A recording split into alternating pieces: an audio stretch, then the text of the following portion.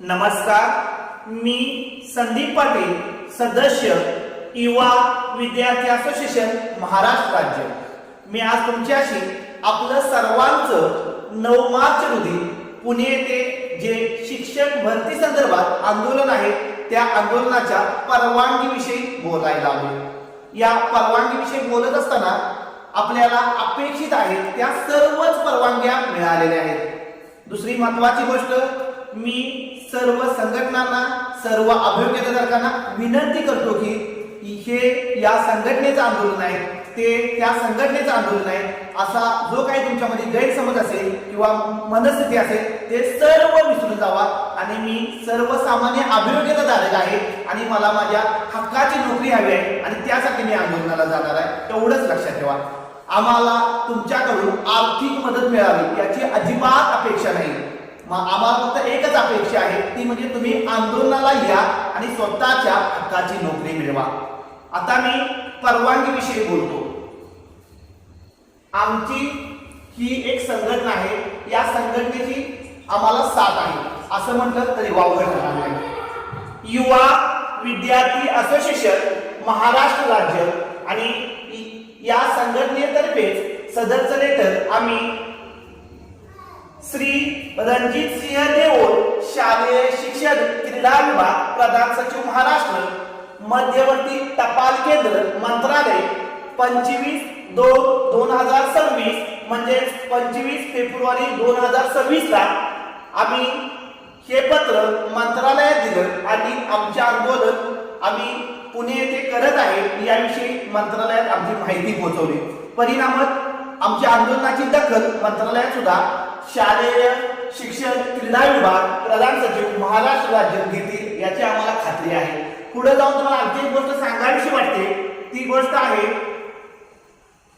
ते म्हणजेच आपल्या महाराष्ट्राचे शिक्षण मंत्री दादाजी भुसे यांच्या कार्यालयापर्यंत आपलं लेटर पोहोचलेलं आहे।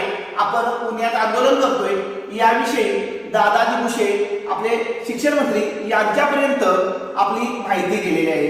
माननीय दादाजी भुसे, तुम्ही बघू शकता 25 फेब्रुवारी 2026 मंत्री शालेय शिक्षण यांचे कार्यालय महाराष्ट्र राज्य मंत्रालय मुंबई। आता सगळ्यात महत्त्वाचा मुद्दा म्हणजे आपण आंदोलन पुण्यात करणार आहे।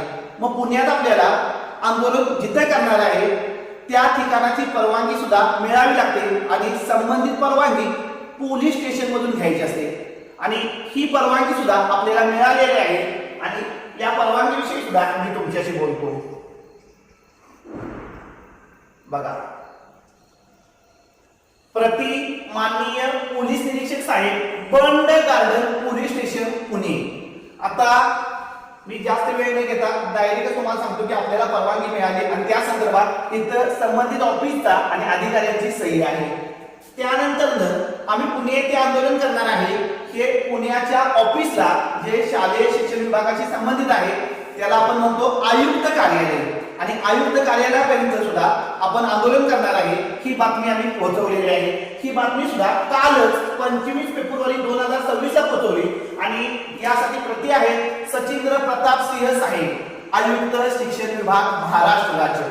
आता मी तुमच्याशी बोलत असताना मी पुन्हा एकदा सांगतोय की हे या संघटनेचा अध्यक्ष, हे या संघटनेचं आंदोलन आहे, ते या संघटनेचं आंदोलन आहे असा कुठलाही गैरसमज किंवा मतभेद न ठेवता स्वतःच्या हक्काच्या नोकरीसाठी तुम्ही आंदोलनाला या।